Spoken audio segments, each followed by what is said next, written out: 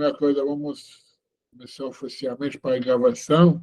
Então, bem-vindos todo mundo para nosso primeiro webinário, seminário online, do Desvendar as Escrituras. Claro que vai ter pessoas entrando no meio da aula. Mas tranquilo, faz parte. Estamos começando o primeiro webinário e nós vamos abordar vários temas. A primeira tema, como vocês podem mesmo ver na tela de vocês, Isaías 53, a prova mais bombástica dos missionários. Ok? Eu só vou pedir vocês deixar os microfones e mute fechados, anota suas perguntas para o final. No final vamos ter alguns avisos, alguns anúncios sobre acesso para ver o vídeo que não viu e quando vai ser o próximo, qual vai ser o próximo assunto, ok? Só confirma para mim, dá para me ouvir bem? Dá para entender? Eu vou falar devagar, vou falar claro, para todo mundo entender, para não falar que não entende meu sotaque, que não entende o meu português, não vai ter desculpas, ok? Quem já conhece já sabe que essa palestra já foi feita há 5 ou 6 anos atrás, por incrível que pareça, não mudou. Os argumentos são os mesmos e nós apenas melhoramos a apresentação, melhoramos o alcance e a forma de passar isso para vocês. Então, eu espero que vai ser muito mais claro, vai ser muito mais fácil a entender. Okay? E, primeira coisa, quero agradecer a todos que estão aqui contribuindo com o seu trabalho. E também, eu não vou esquecer meu parceiro aqui, o Yossi Stanislavski, que está ajudando todo o novo trabalho, todo o novo alcance que você está vendo, é graças ao trabalho dele. Ele merece realmente esse gratidão. E, claro, quem quiser também saber mais como trabalhar com ele, você já tem o contato dele. Ok? Então, vamos à nossa apresentação. Gente, presta atenção, ok? Mantenha as perguntas para o final, porque eu quero ficar focado com vocês, ok? Você me falou tab, function, por favor. Abre para mim. Alt, ok. Ótimo. Perfeito. Agora vamos apresentar para todo mundo. Então, eu vou falar para vocês como rabino, como judeu. Cada vez eu escuto as pessoas falando para mim, Isaías 53. Isaías 53. Aparentemente, eu tenho certeza que vocês também escutaram isso na igreja, Isaías 53, o servo sofredor, Jesus sofreu por nós, levou-nos à iniquidade, todas essas frases bombásticas. Incrível que pareça, uma vez eu estava no metrô aqui em São Paulo, eu não sei se vocês conhecem o metrô da estação da Sé, a maior estação de São Paulo, eu tinha 4 linhas no na mesma plataforma. Aí eu estava no rua descendo, de repente, do outro lado, aparecia sei lá, um missionário, um pastor, um crente, sei lá, gritando, Isaías 53, Isaías 53. Tipo, na minha cabeça, eu estava preparado, eu sei o que passa na cabeça dele. Aparentemente, o cristão, ele pensa que nós vamos escutar Isaías 53 e imediatamente nós vamos, claro, Jesus. Só que não tem nada mais longe do que isso. Primeira coisa, nós vamos entender passo a passo, ok? O que se trata Isaías 53, o que fala, só para entender uma coisa importante, tá? As escrituras judaicas não foram escritas por capítulos. Okay? A Torá, por exemplo, foi escrita tudo de uma vez. nós lemos porções, assuntos. Os profetas também escreverem por assuntos. Que mais adiantou?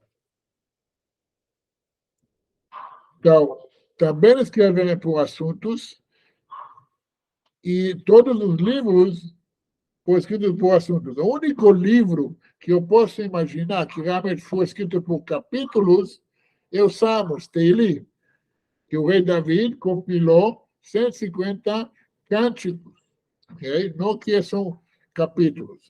Agora, depois de alguns milênios, dois milênios aí, agora séculos, alguns séculos aí, algumas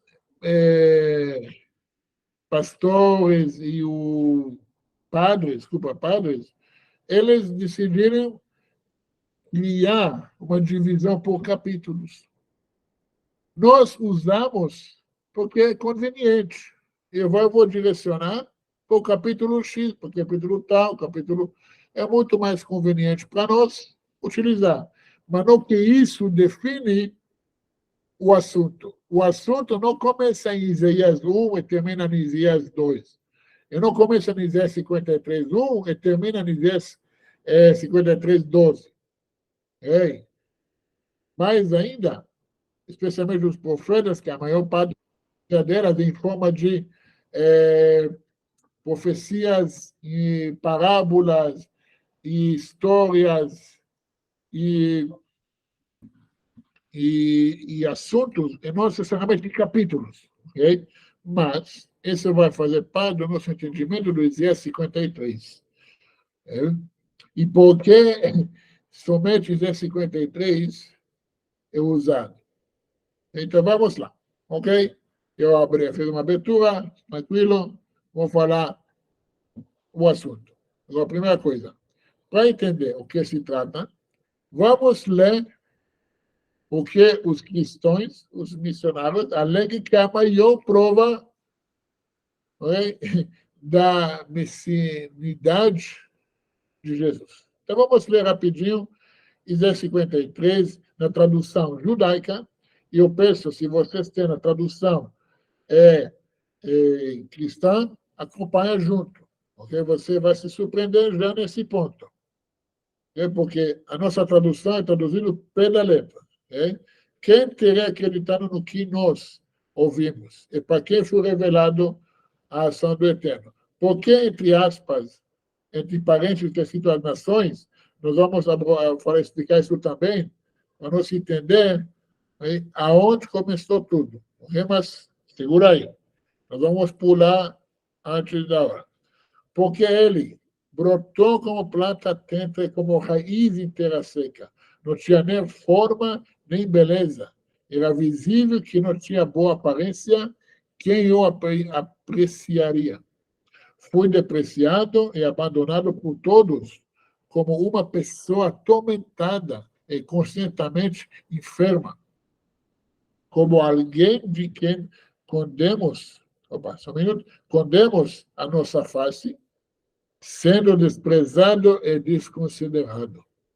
Na verdade, eram os nossos sofrimentos que Israel suportava e as dores que o oprimiam. Mas nós considerávamos um ser aflito, golpeado e ferido por Deus. Ferido estava, porém, por nossas transgressões e oprimido por nossas iniquidades. Seu penar era para nosso benefício, e através das suas chagas fomos curados.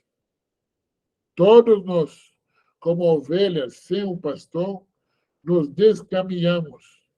Cada qual voltou-se para o seu próprio caminho, somente sobre ele fez o Eterno recair a iniquidade de todos nós.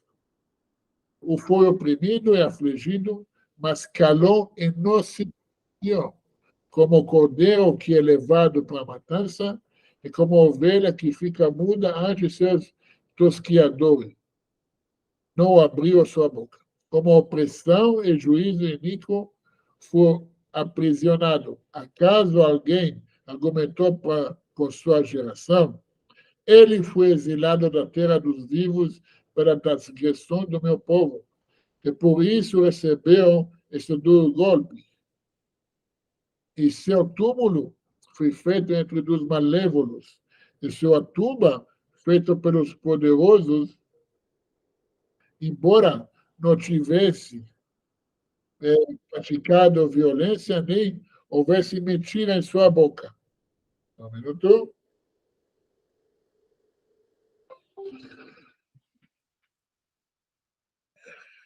Contudo, aprovou o Eterno oprimi-lo para testar se sua alma se oferecer como restituição, para que pudesse ver prolongados os dias de sua semente e sentir prosperar por seu intermédio os desígnios do Eterno.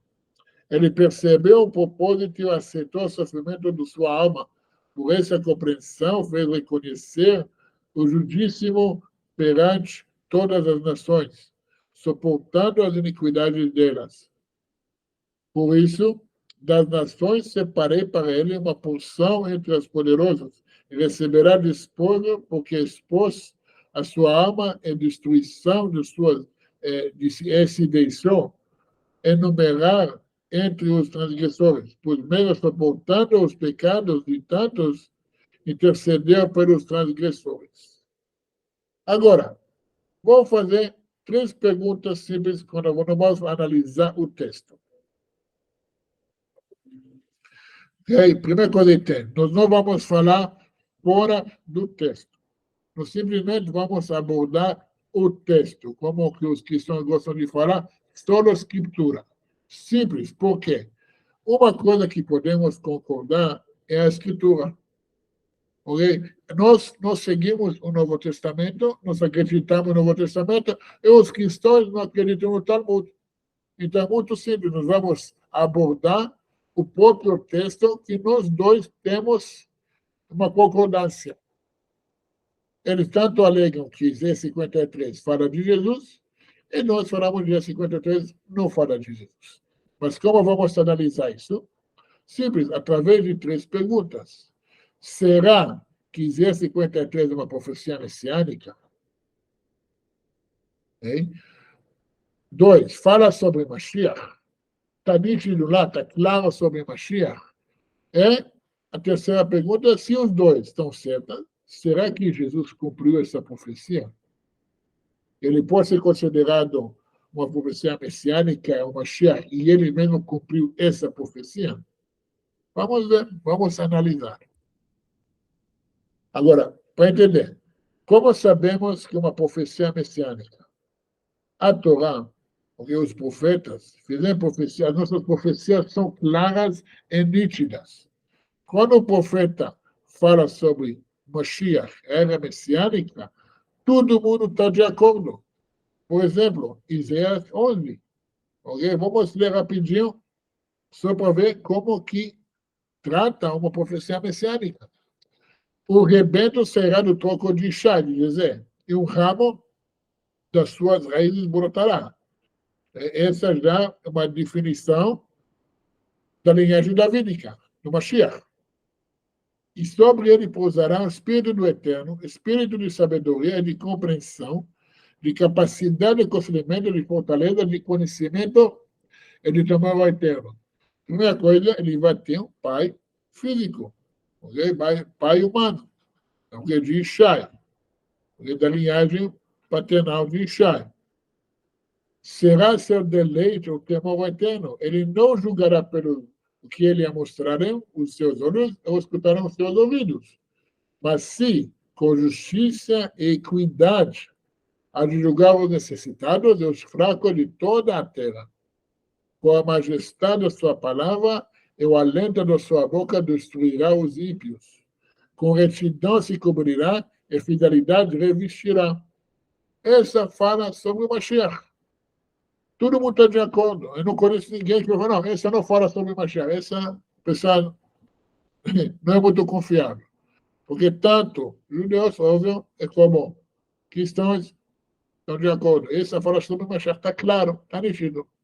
Agora, também na era messiânica, o assunto está claro.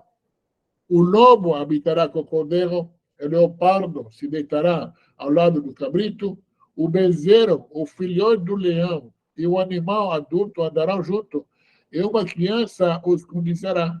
Será tão tranquilo que até uma criança poderá andar junto com o leão. A vaca e a ursa pastarão lado a lado, as suas crias, e se deitarão juntas, e o leão comerá palhas como o boi. A criança de peito brincará sobre a toca do aspide, e a mais crescida colocará sua mão na toca do basilisco. Não causarão dano e nada destruirão no meu santo monte. No meu santo monte. Ok, então, essa é a profecia messiânica. Está clara. Agora, sobre o Ezequiel 53, não é, vou fazer claro se é ou não é. É mais entender o assunto, a clareza. Ezequiel 11 está claro. Ezequiel 53 já não é tão claro, mas vamos seguir para frente. Será que essa Isaías 53 fala sobre Mashiach? E o que alguém me mostra? Aonde na Torá fala sobre Mashiach que morrerá para expiar os pecados do povo ou dos outros? Um lugar. Se você me mostra um lugar que fala que o Mashiach, mas aí não vai ser inocente, ou qualquer outra pessoa, morrerá para expiar os pecados do seu povo e das outras nações, e agora eu vou na igreja, agora eu vou no culto. Agora, uma pergunta que tem que ser feita.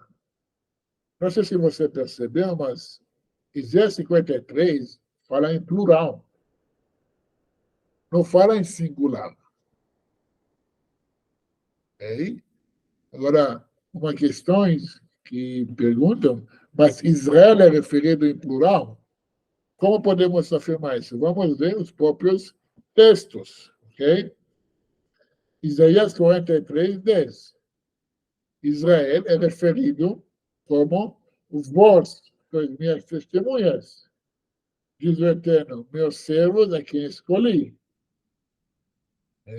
Para quem possui saber, acreditar e compreender que eu sou Eterno.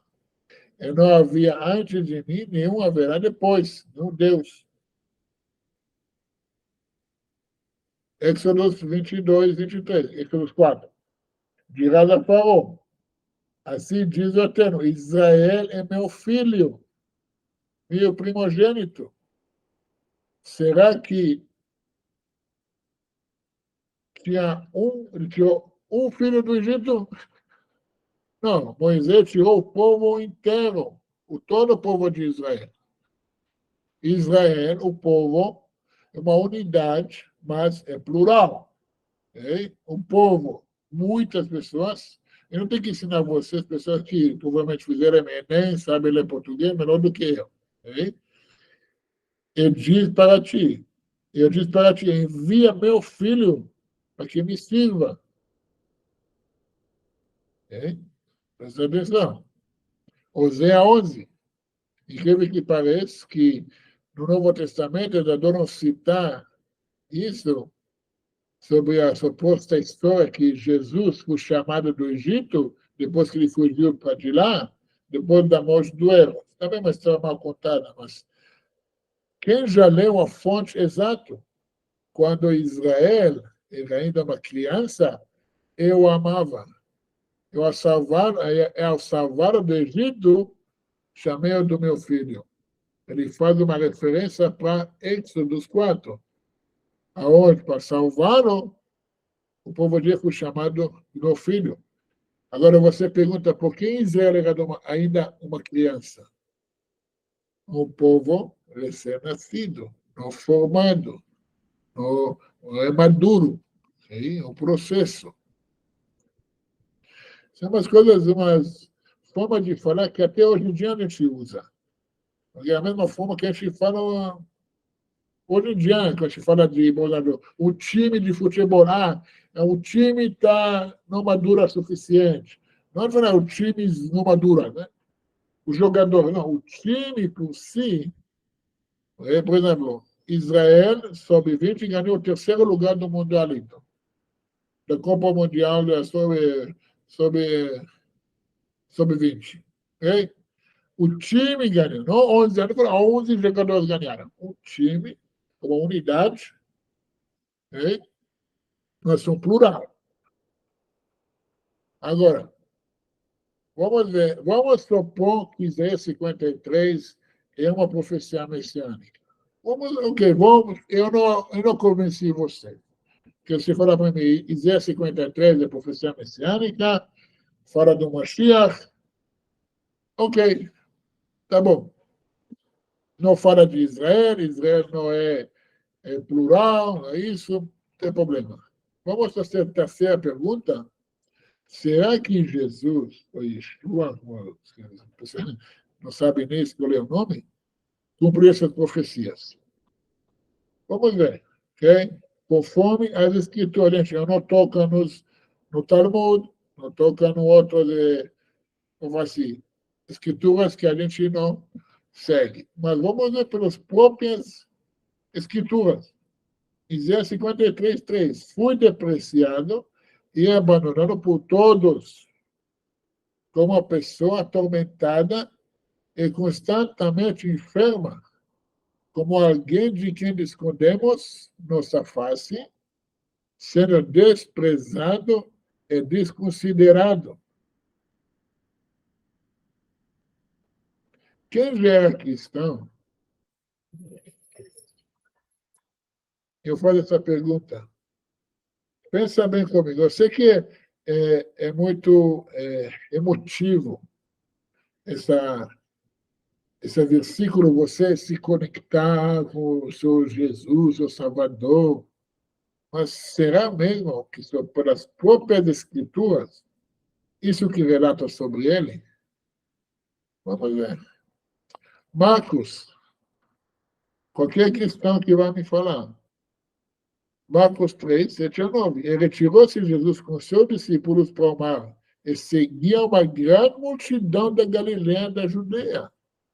Uma multidão seguia ele. Vamos voltar aqui. Foi despreciado e abandonado por todos. Da onde vem essa multidão, então?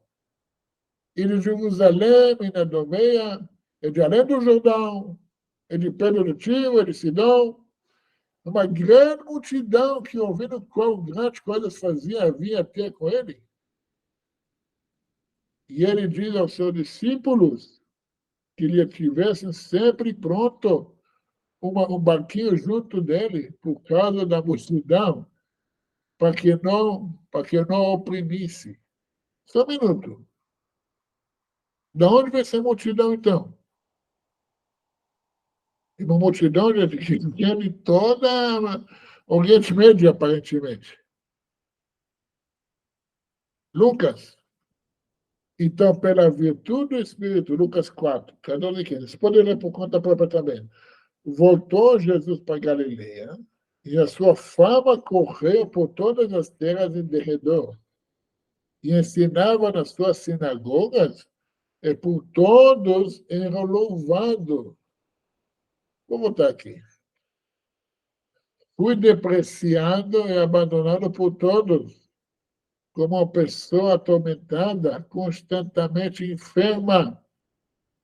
Presta atenção. Você vai me falar, não, mas esse versículo refere na hora da cruz. Ok. Aqui está falando, constantemente enferma. Não somente na hora de morrer.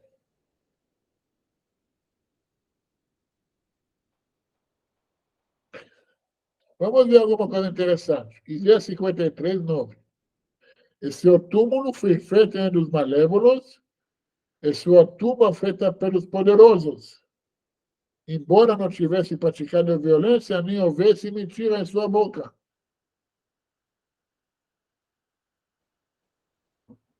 Presta atenção. Okay? Aonde Jesus foi crucificado? Quem era a famosa história? Quem foi pendurado do lado dele? Dois ladrões. Okay? E ele foi enterrado no túmulo dos ricos. Essa aqui, ao contrário.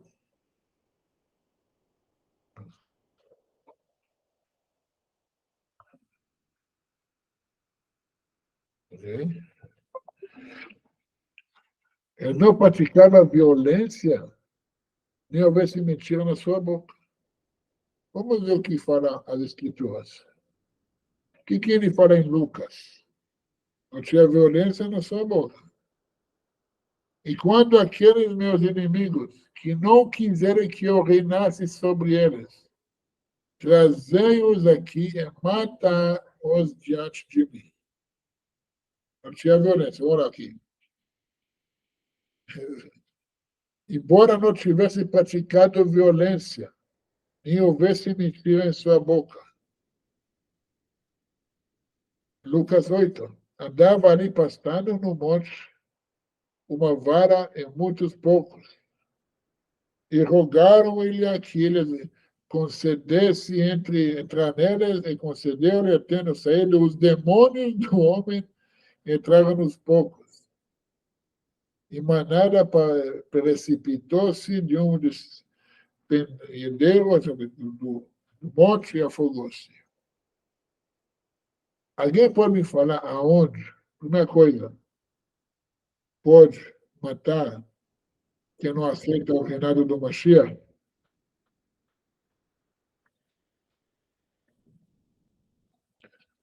Aonde pode matar animais? Supostamente tem demônios dentro deles?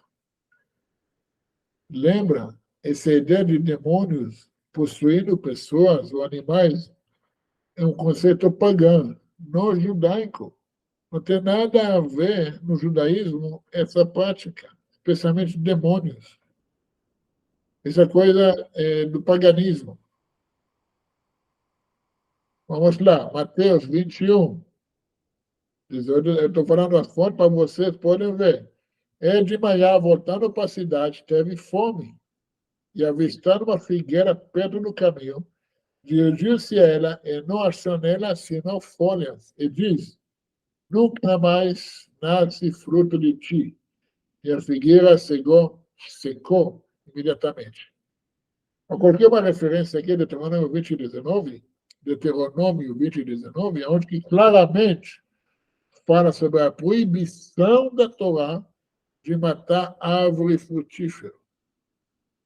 Mashiach é proibido, como qualquer outro judeu, transgredir a Torá. De novo, gente, são atos de violência, de mentira. João 2, 14 e 15. Só um minuto. Eu já escutei esse argumento. Não, a figueira é uma metáfora, uma parábola sobre o povo de Israel, que não deu fruto e nunca mais vai dar.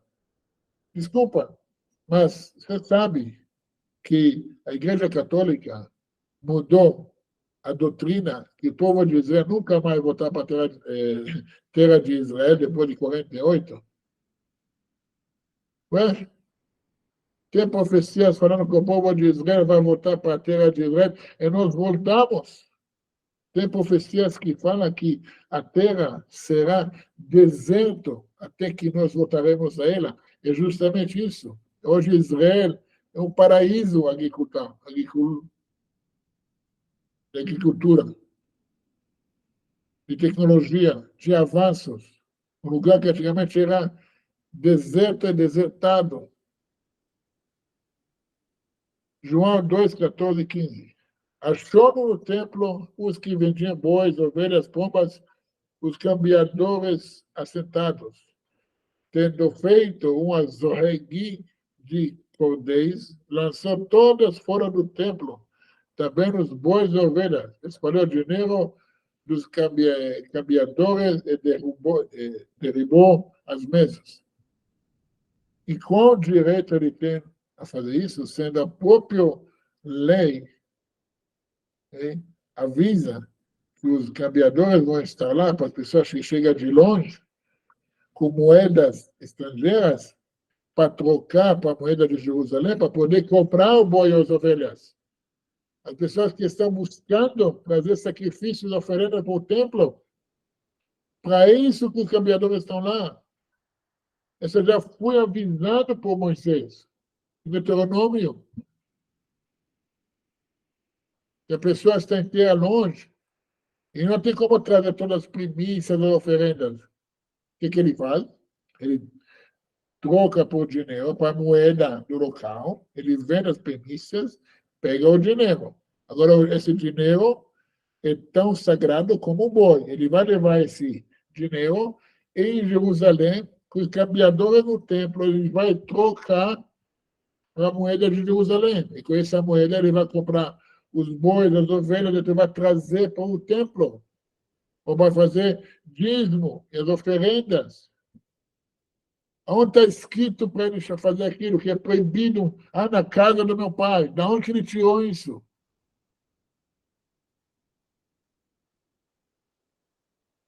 Eu pergunto a vocês, cadê Isaías 53 do Novo Testamento? Aonde? Sendo... Só para você saber que toda a ideia é uma coisa controversial. Mas vamos ver. Imagina que você está 10 anos antes do acontecimento do Novo Testamento.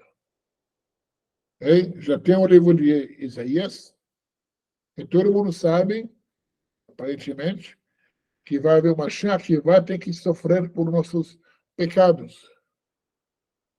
Ele vai morrer, é assim que ele vai nos salvar. Vamos supor assim. Será que ele não, os próprios discípulos de Jesus não sabiam daquilo? Em Mateus 16, 20 e 22, então mandou aos seus discípulos que a ninguém dissessem que ele era Jesus o Cristo, o Mashiach. Desde então começou Jesus a mostrar aos seus discípulos que convinha ir a Jerusalém e padecer muitas coisas dos anciões e dos principais dos sacerdotes e dos escribas e ser morto e ressuscitar ao terceiro dia. Isso é em Mateus. A pergunta é o Pedro, o mais querido dos discípulos, tomando-o de parte, começou a repreendê-lo, dizendo: Senhor, tem compaixão de ti. De modo nenhum te acontecerá isso. Mas só um minuto. O próprio Pedro não sabia que esse que o Isaías 53 estava falando. Ele não sabia que Isaías já profetizava sobre isso, que isso tem que acontecer.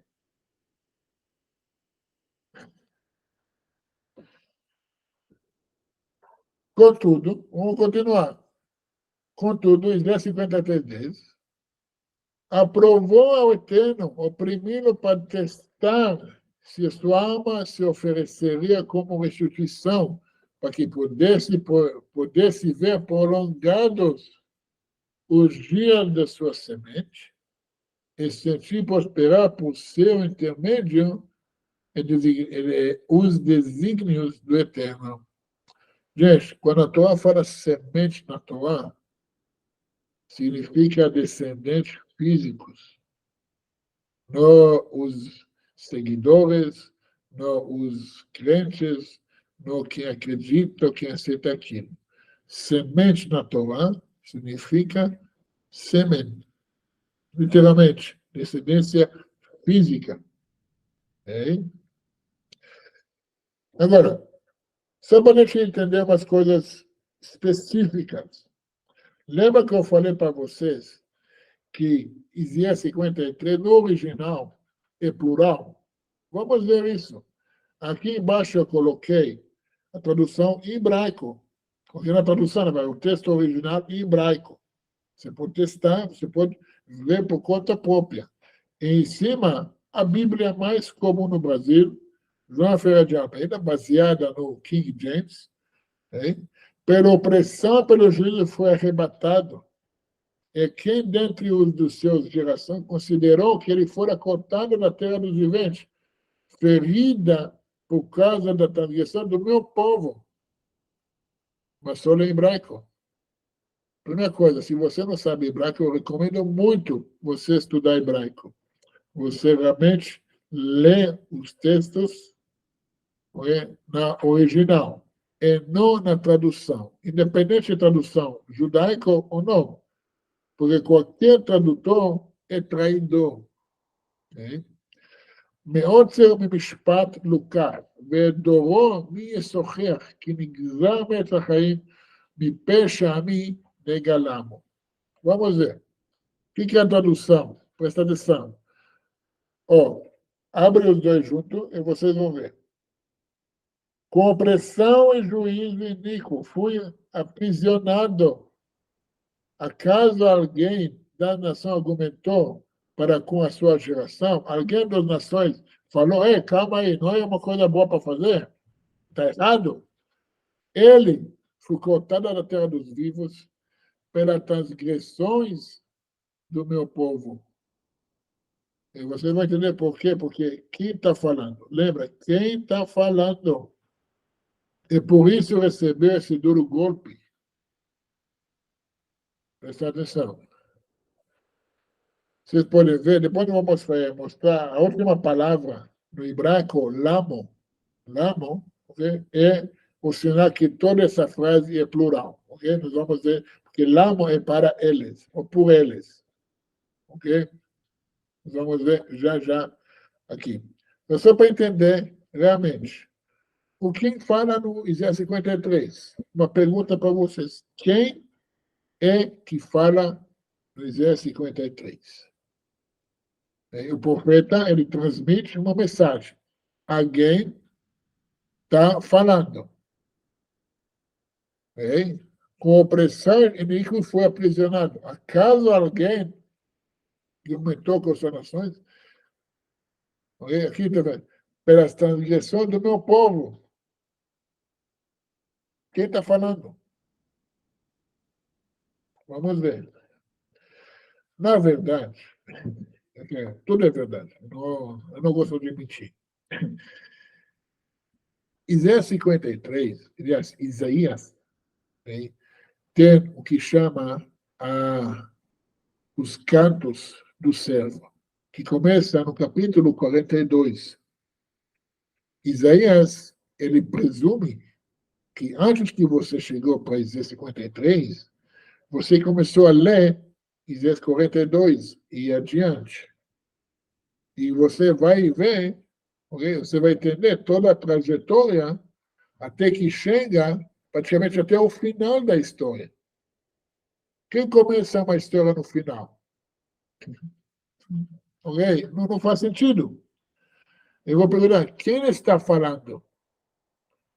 Então, na verdade, o assunto que eu te falo, o último cântico do servo, começa no Isaías 52, 13. No final do último capítulo, esse é 13 e 14, no 15. No último capítulo, no capítulo anterior, o último cântico do servo. E, presta atenção, essa mesma também em português, vocês vão ler a mesma coisa. Eis que há de prosperar meu servo, será exaltado e a se elevar bem alto. Assim como antes, multidão ficavam estarrecidos ao vê-lo, dizendo, sua aparência está desfigurada e não parece humana a sua forma. Presta atenção, isso jamais aconteceu com Jesus. Todo que foi as imagens, todas as formas que parece uma pessoa tão linda, maravilhosa, nem parece homem, tão bonito que é. De bonito que é. Desculpa. Assim, presta atenção, muitas nações admirarão-se depois, e reis se calarão perante ele, porque verão que jamais lhe fora previsto, perceberão que nunca haviam escutado. Só um minuto. Imagina assim, Jesus volta na Terra. Alguma nação europeia, americana, até os árabes também, até os muçulmanos também, alguém será surpreso? O único povo que ia ficar surpreso é os judeus. Mas aqui não. Aqui fala que as nações não estão acreditando. Obrigado. É bom.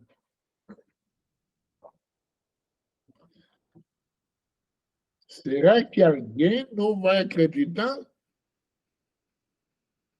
Todo o mundo cristão, 2 bi mais 1,5 bi de muçulmanos esperando a volta de Jesus,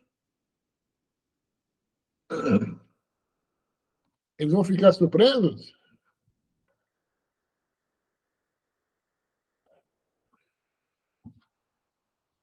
Mas vamos ver. Vamos ver por que eles vão ficar surpresos. E onde que a gente sabe que as nações vão ficar surpresas porque não fala de Jesus? Agora vamos, antes que a gente vai aqui, agora, Isaías 52, okay? Vou dar uma pulada rapidinha.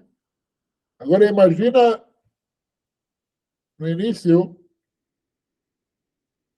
quem teria acreditado no que nós ouvimos e para quem foi revelado a ação do Eterno? Já dá para entender toda a trajetória. Começou lá, as nações estão falando. Os líderes das nações, os povos estão falando. Porque ele, o início dele era, sabe, não tinha nada demais, o povo de escravos.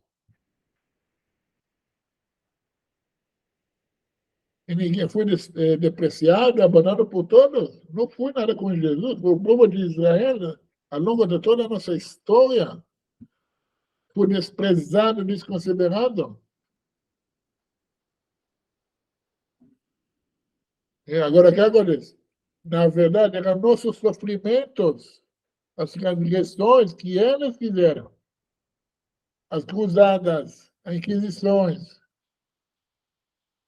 E todo mundo fala o quê? Ah, porque não aceitavam Jesus, por isso você está sofrendo. Não porque eles são cruéis, porque são sangrentos. Ferido estava, não estava sofrendo, mas por nossas transgressões de quem? Das nações. Eles estão falando. Eles transgrediram. Eles que cometeram iniquidades. E quando seu penar era para nosso benefício. Entendeu? Eles falaram, vamos jogar os judeus fora daqui. Vamos curar, tira os judeus da Inglaterra, da França, da Espanha. E o povo fez o quê?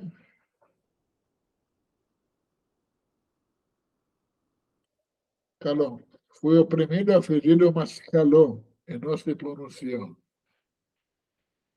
E, contrário de Jesus. Na cruz, ele reclamou. Nas discussões com os rabinos, ele discutiu. Calou a boca, não foi. O que não foi. Mas vamos lá. Como nós sabemos que era realmente o que os profetas vão falar? Vamos voltar para cá. Micaías 7. Como os dias da sua saída da terra do Egito, mostrar-lhe coisas maravilhosas. As nações o verão e se perturbarão com seu poder. Colocarão sua mão sobre a boca, seus ouvidos serão surdos. Sabe o que significa colocar a mão sobre a sua boca? Assim, isso mesmo. Eles não vão acreditar.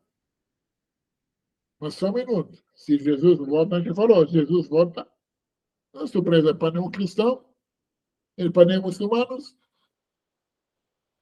Mas quando os judeus reconstruírem sua casa, sua terra, tomaram de volta o poder divino que foi dado no Monte Sinai, defendendo a verdade, não tem medo de discutir com os idólatras.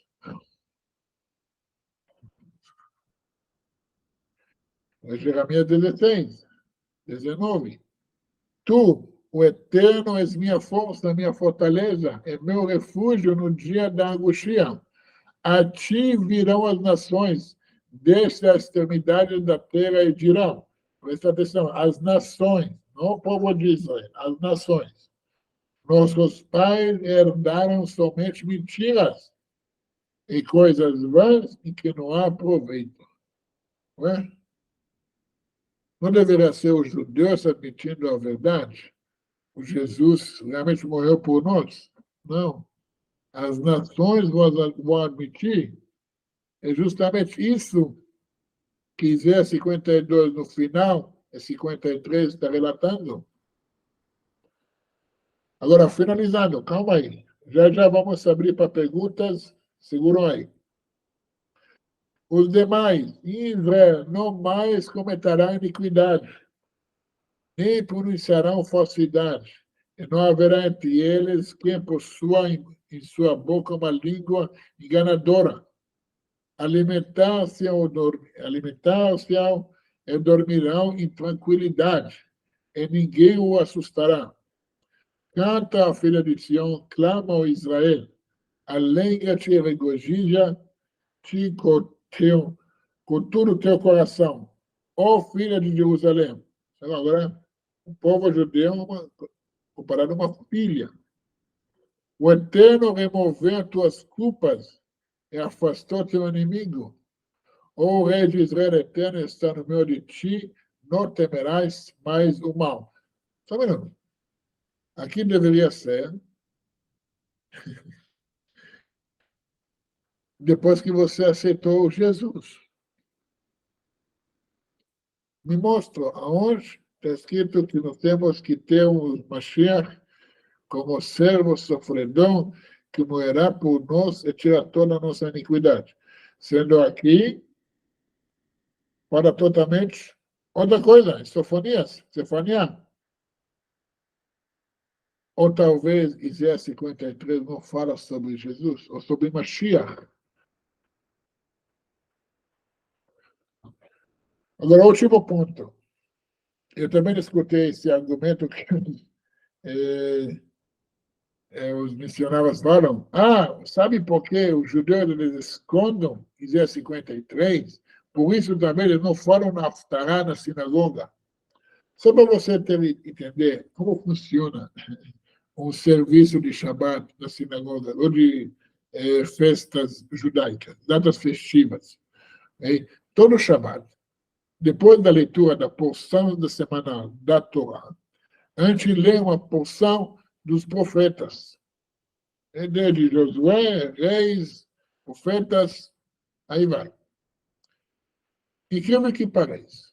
Se a gente não tem nenhuma haftará, uma parte da leitura dos profetas, falando o assunto de 53. Por quê? É uma pergunta.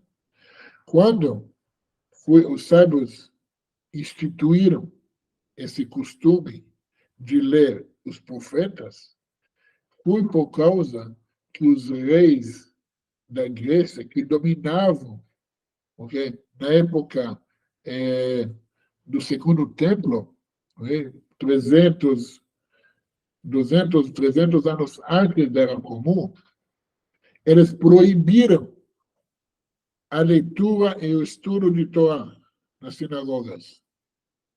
Portanto, para que não se esqueça a porção da Torá, os sábios constituíram uma leitura dos profetas no assunto que lembra a porção semanal da Torá.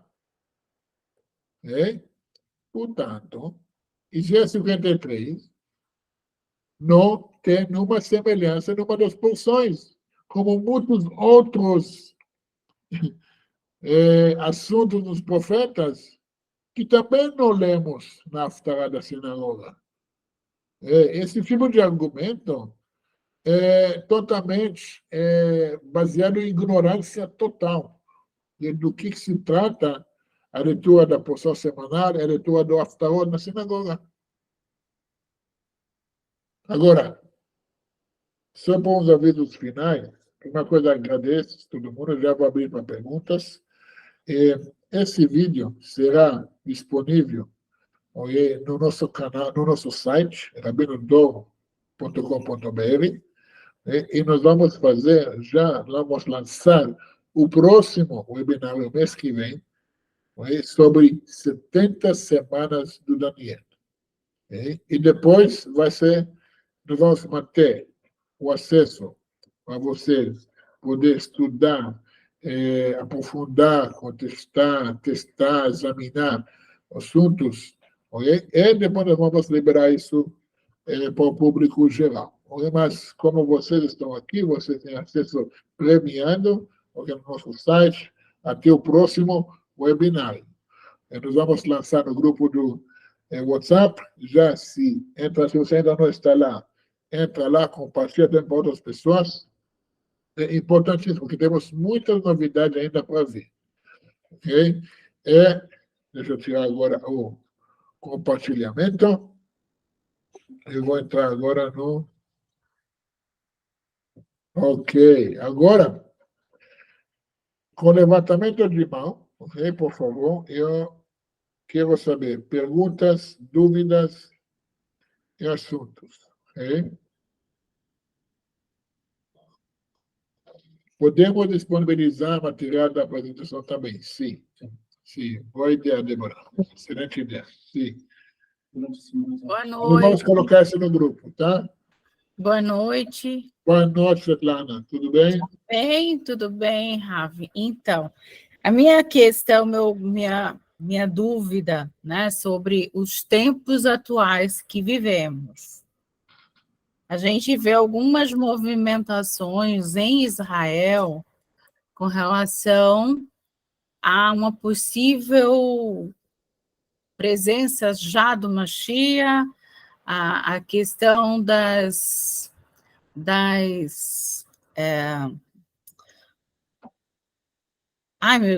como é o nome? Das ovelhas lá, vermelha lá.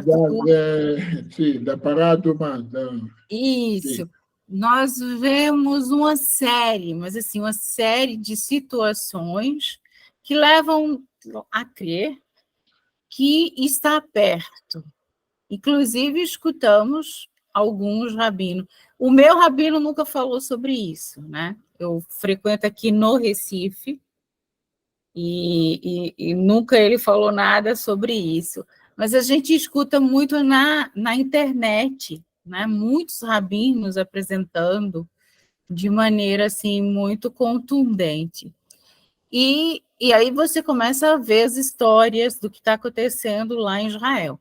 Só que quando você acompanha Israel hoje, que tem a maior parada gay, de orgulho gay, com coisas acontecendo lá, assim, surreais, inclusive, a semana passada eu até postei num post da filha de uma amiga que mora lá, uma rave acontecendo. Eu digo, gente, já está quase igual ou pior que o Brasil.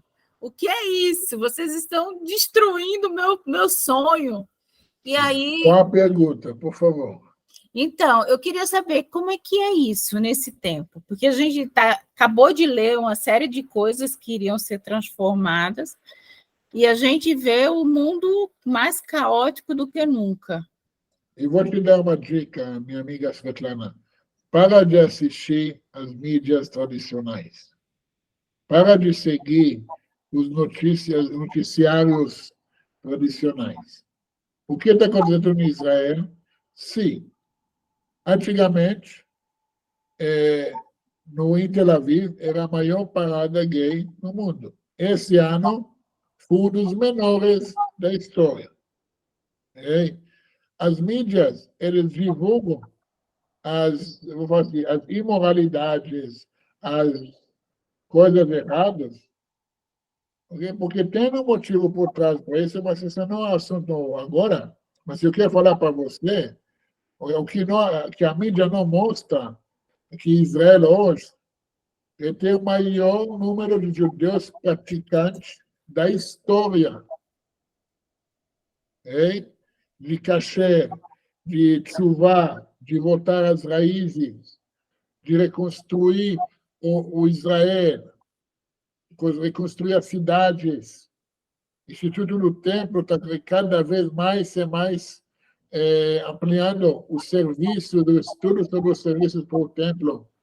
O fato que a gente vê o lado negativo está, sabe, fora do controle, porque lembra, nós vivemos num mundo de dualidade, o equilíbrio, bem e mal. Se o mal está subindo, porque equivalente também, o bem está subindo. Só que o bem não vende. O que é bom não vende. Mas tenha certeza que, por exemplo, um mês atrás, o movimento de esquerda fez uma manifestação na frente de um dos maiores líderes do povo judeu, que faleceu semana passada, um rabino muito grande, o rabino Edelstein, mais de 100 anos, foram fazer manifestação só para manifestar e atormentar a vida dele, na frente da casa dele.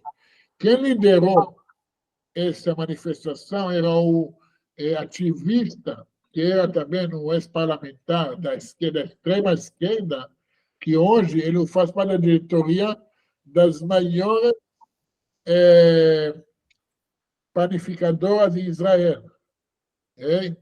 Então, o povo inteiro decidiu de uma vez, espontaneamente, excomungar qualquer pão que sai dessa fábrica. Sabe o que aconteceu? Está na beira de quebrar. Vocês querem brincar? Vocês acham que é fácil fazer? Tem problema.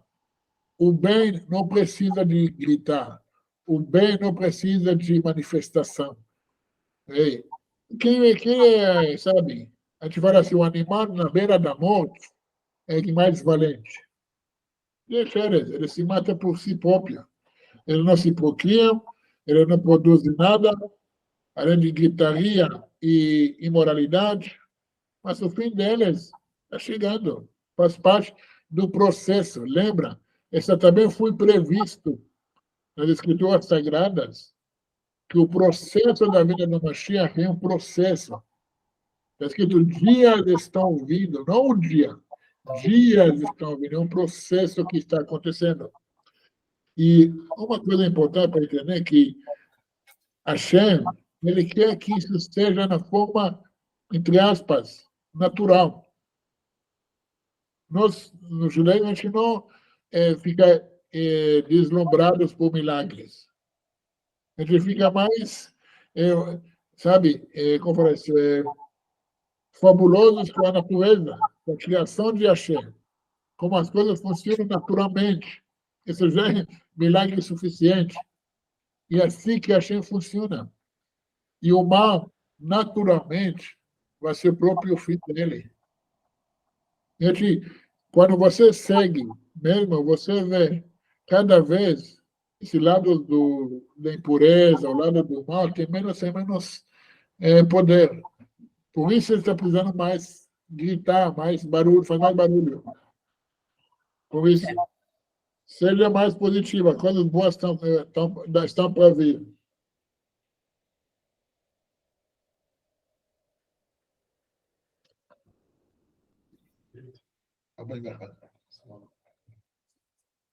Ok? Desculpa, então, mais perguntas, dúvidas, também sobre o tema, sobre assuntos. Ok, estamos aqui com vocês. Temos tempo.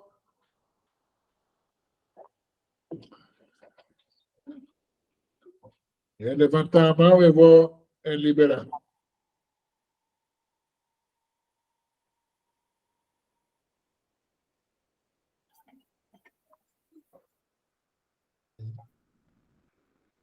Perfeito.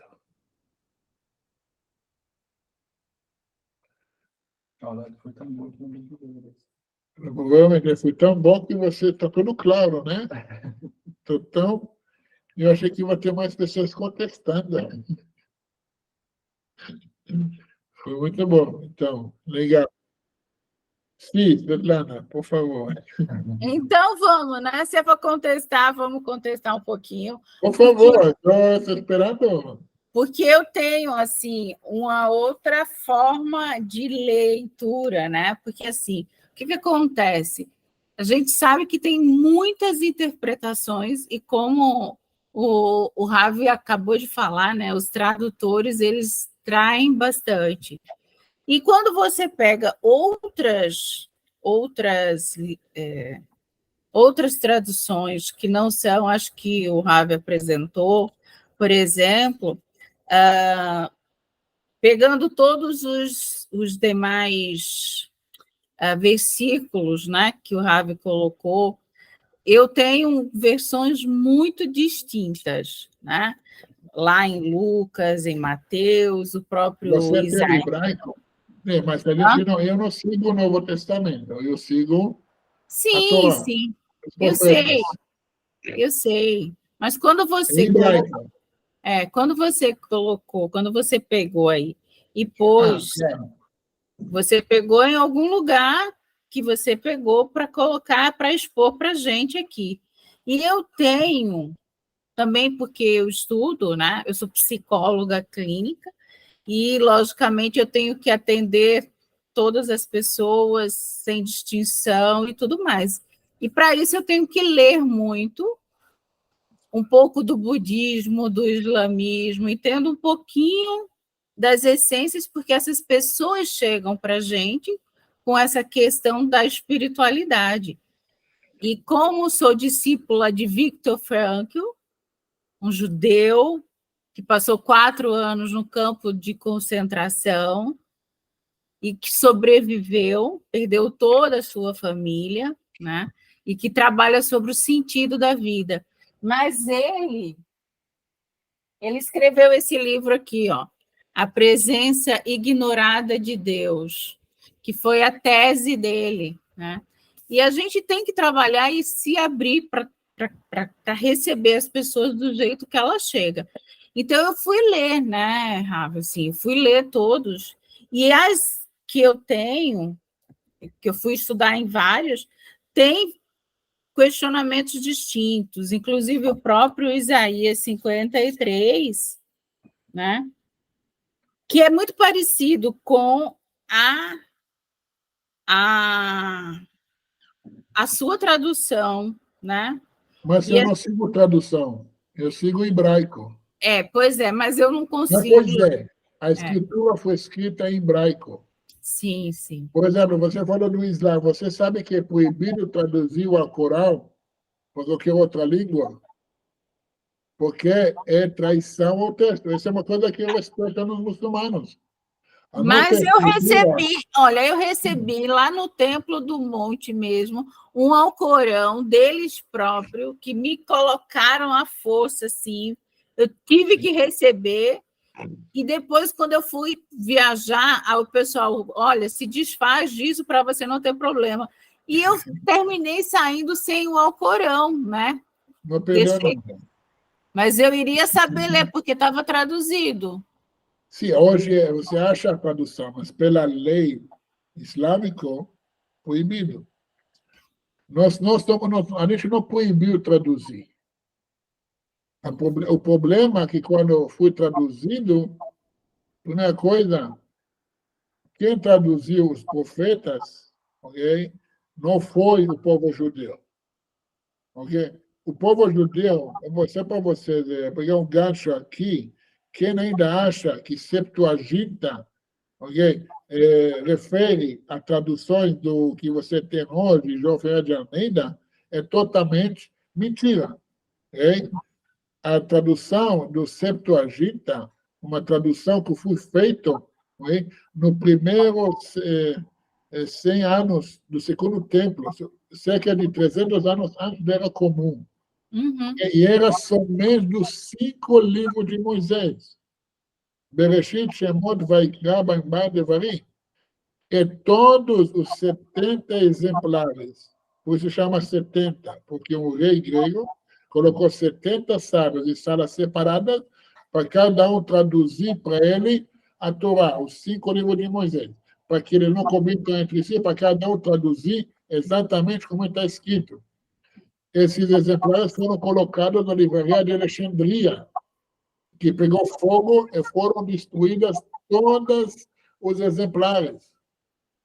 Depois, anos depois, a Igreja Católica criou uma tradução deturpado, mentiroso, tendencioso, e colocou o nome de Septuaginta, porque precisa me temperar com um pouquinho de com um pouquinho de verdade para vender. Mas entre isso e a verdadeira Septuaginta não tem nada a ver.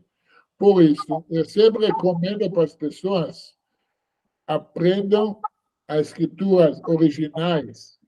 Por exemplo, eu fui questionar o Hare Krishna sobre as escrituras deles. E ele me explicou no original. Por isso, eu podia ler em português ou em hebraico, mas ele me explicou no original. Ok, eu entendi um pouco melhor do que eles acreditam. Mas quando a gente segue uma tradução que por todos os opiniões está errado, eu pegar um texto que fala para eles, traduzir para ele, já é uma coisa problemática. Por isso eu falo, eu não trato com traduções. Eu mostro que a tradução está errada para trazer as pessoas para aprender o original. Não se baseia na tradução. Você vai num juiz, aceita a tradução, se não é juramentada.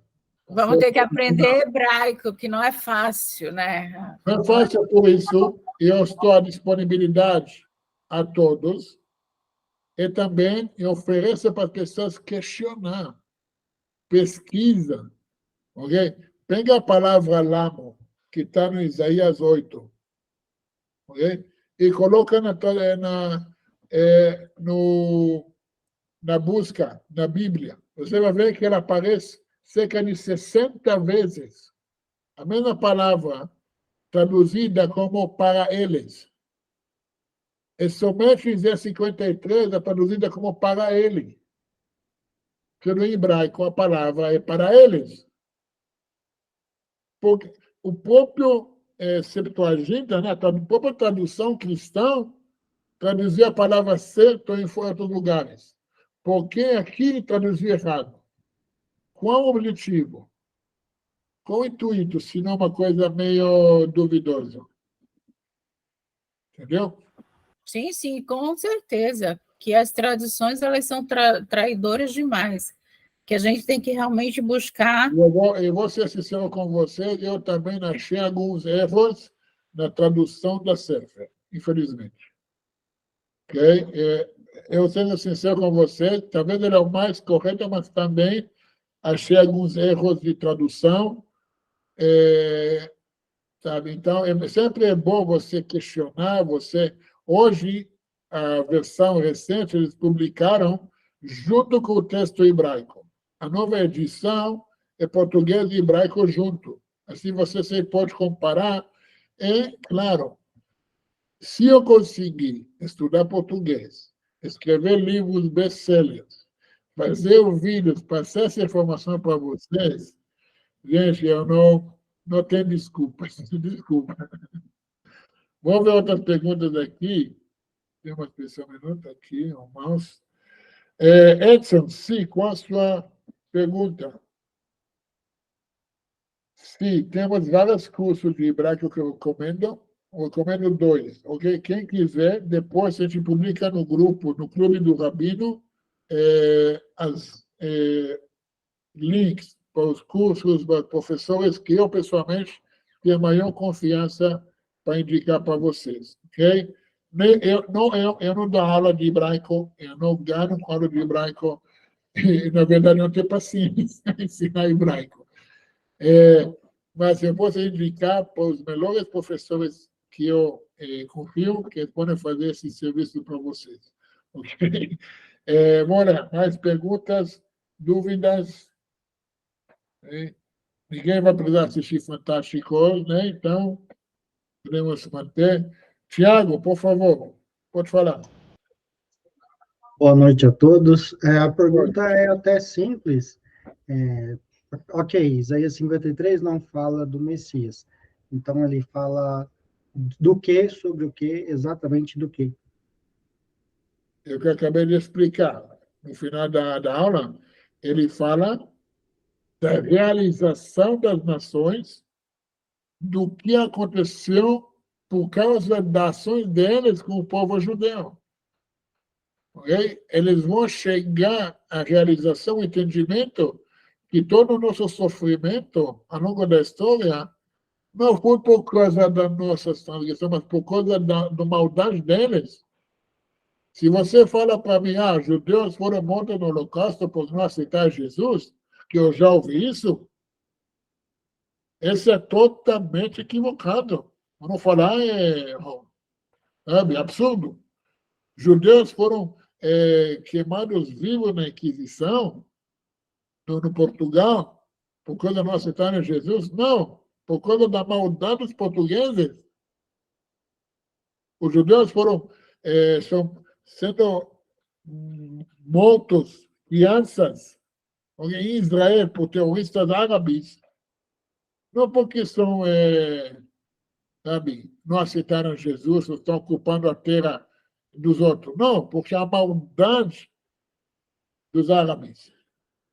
Esse aqui está falando, exatamente isso que o capítulo, o último conto do servo fala, que começa em 52:13 e termina no 53. Ok? Isso é boa finalização aí, a pergunta. Sim. Débora, é impossível conhecer a verdade e não falar. Sabe uma coisa que eu vi uma coisa aqui também, que está escrito lá no 53, que por seu sofrimento fomos curados. Aconteceu hoje, e isso é muito mais visível do que antigamente, que muitos, especialmente cristãos, ou não judeus em geral, chegam a conhecer o judaísmo por conhecer as atrocidades que aconteceram na Segunda Guerra Mundial. Eu conheço muitos que chegam, eu comecei a estudar a história, a Segunda Guerra, ou a história do Ana Frank, ou assistir a lista do Schindler. Aí comecei a aproximar mais, se conhecer mais. Eu vi o sofrimento dos judeus, me tocou. Aí a pessoa começou a acordar, despertar, começar a buscar, saber mais. Não? Então, tem muito mais a ver sobre Mashiach ou Jesus, que na verdade não está falando nada sobre Mashiach que vai morrer por nosso sofrimento, por salvar a gente, ou por nossos pecados. Não existe isso em nenhum lugar, nenhuma profecia. Nem o próprio Pedro aceitou isso.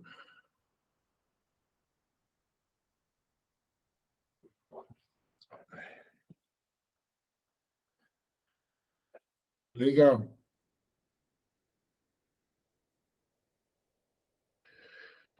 Gente, para não deixar vocês muito cheios, com um pouquinho de vontade para mais, vamos encerrar nosso webinário aqui hoje.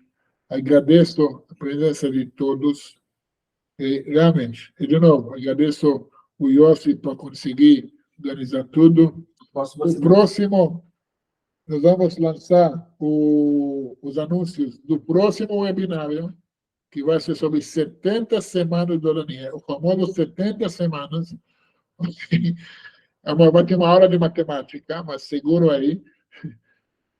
Okay? Essa gravação vai ser disponibilizada no site. Okay? Divulgam, compartilham, e nós vamos se ver nos próximos webinários, no grupo do Clube do Rabino, as novas novidades, os assuntos, e o livro que será lançado no final do mês, um novo livro. Okay? Quem ainda não leu os outros dois, vai encomendar tudo junto. Okay? No grupo de Clube do Rabino, nós vamos lançar a promoção da pré-lançamento, ok? Então, seguram aí, se preparam e, de novo, gratidão, boa noite e vamos estudar, gente. Até mais.